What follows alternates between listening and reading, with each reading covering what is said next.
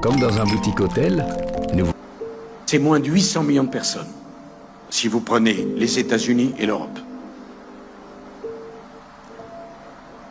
L'Asie, c'est 4 milliards de personnes. C'est la démographie qui fait l'histoire. C'est pas l'histoire qui fait la démographie. Donc nous sommes devenus minoritaires.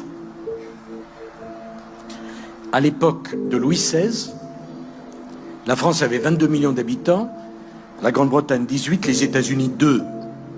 Le monde se passait chez nous. C'est fini. Nous dominions le monde. Nous sommes en train d'être dominés. L'axe du monde, l'axe, est en train de muter ouest-est. Si on ne voit pas ça, je ne sais pas ce qu'il vous faut. J'ajoute que rien ne me paraît plus important que de revoir le système multilatéral qui ne fonctionne plus. Quand je suis né, il n'y a quand même pas si longtemps, quand je suis né, il y avait 2,5 milliards d'habitants. En l'espace d'une vie, la population mondiale a été multipliée par 3. Nous sommes 7,5 milliards.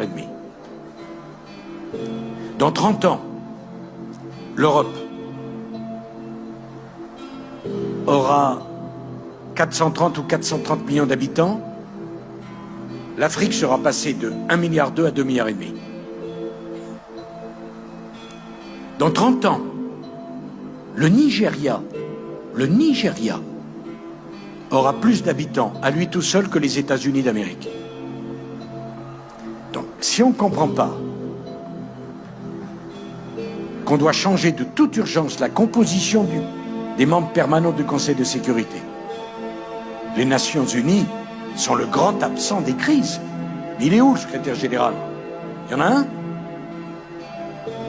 L'Inde, le pays le plus peuplé du monde, n'est pas membre permanent. Il n'y a pas un pays africain membre permanent du Conseil de sécurité. Il n'y a pas un pays sud-américain membre permanent du Conseil de sécurité. Et on s'étonne que ça ne marche pas. Comment voulez-vous que ça fonctionne? Nous sommes depuis 23 ans dans le 21e siècle. On a toujours les organisations multilatérales du 20e.